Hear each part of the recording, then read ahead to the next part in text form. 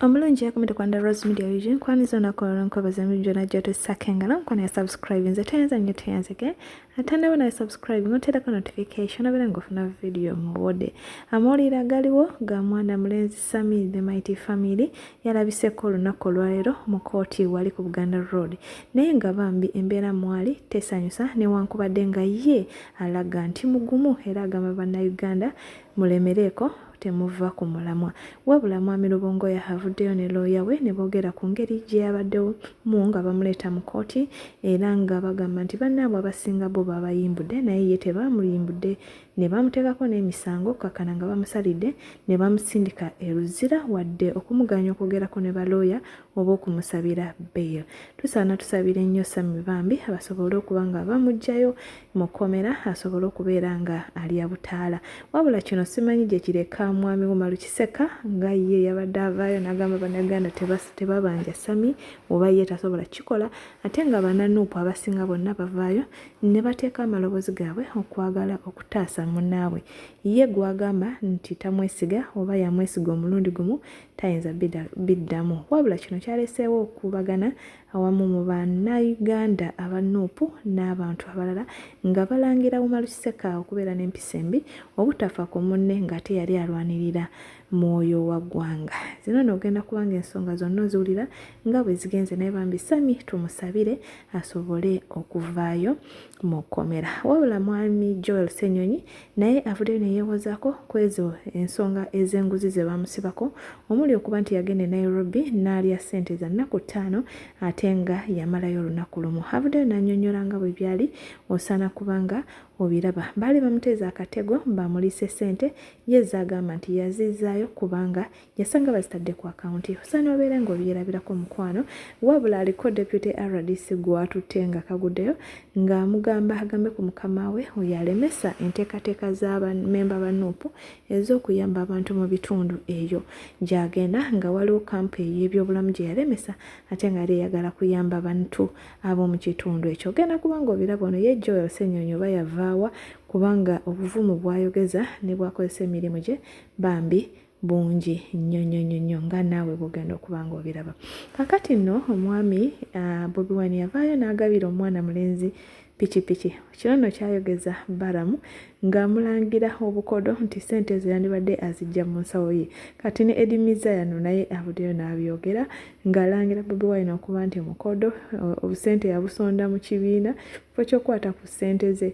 ng'ate ayina nnyingi nnyo bingi byamulangidde ogenda kuba nga obiraba wabula ye ticha mukyala Namboze avuddeyo n'akalakata Balamu n'amugamba nti ono ye ayise ne kushe yamugamba ekya useful idiot amusurprisinze kubanga ate kati yalaze nti mubuyabuya nnyo amuvumya ekigambo kinene nti musiru okusinziira ku ebyo bye yayogera n'ayogera ensonga lwaki Bobi Wine yasobola okusonda ssente ezo mu bannakibiina n'atazijja mu nsawo ye era n'amugamba nti pikipiki gy'ayita nti katono oba kitono President Museveni ate ye eky'obugagga kyalina ogenda kubanga obiwulira nga bwabirambise kambi kutereyo mukwano naawe obyewulireko mukama omulungi akukumire eyekumire kwanda Rose Media UG bye bye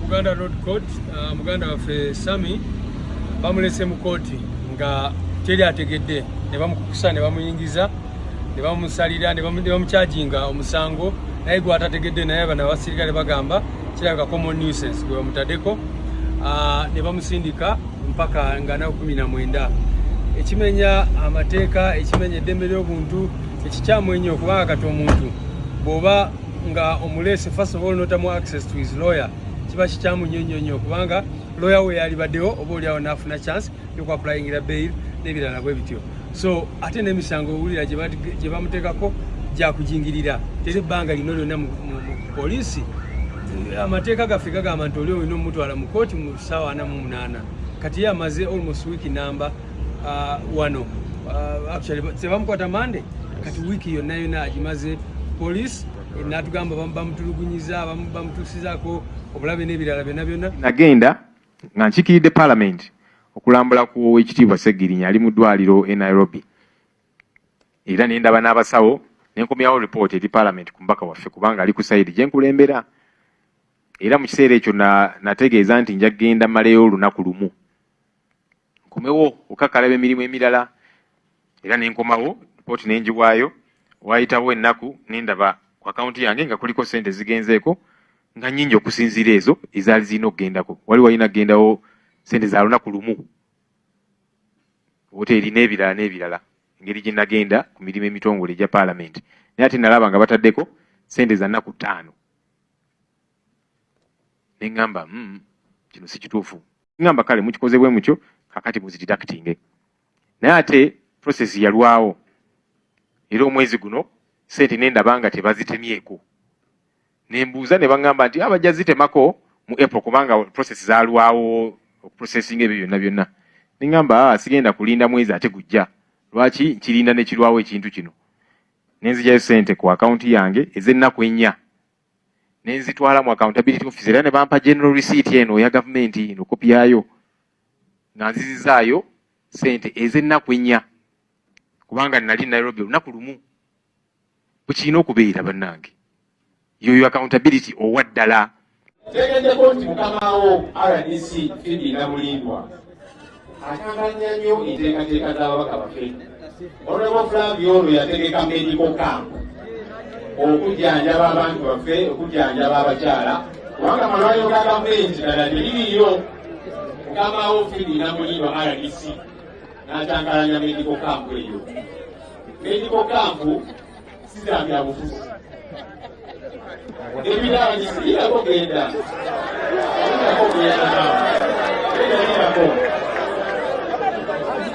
Ensonga z'ebyobulamu tetuzizanyira kubanga amalwaliro ga gavumenti eridagala omubaka wakwata mu nsawo ye n'ateekateeka medical camp okujjanjaba abantu ate nga buvunaanyizibwa bwa gavumenti. Bwe ne mujja ne mukubatira gazi ne mumulemesa kya buswavu nnyo nyingi ddala. Kamawo mugambe yeefuge eyanzira ne bulera n'odula. Ne pikipiki ya miliyoni 4 kikwetaagisa kusonda kabbo.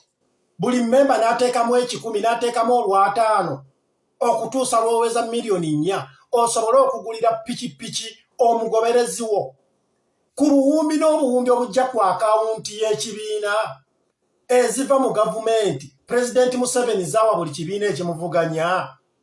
Ezo sente President Museveni ziyateekako omukono nti azikkiriza okuva mu kiteeso ekyali ekya CA.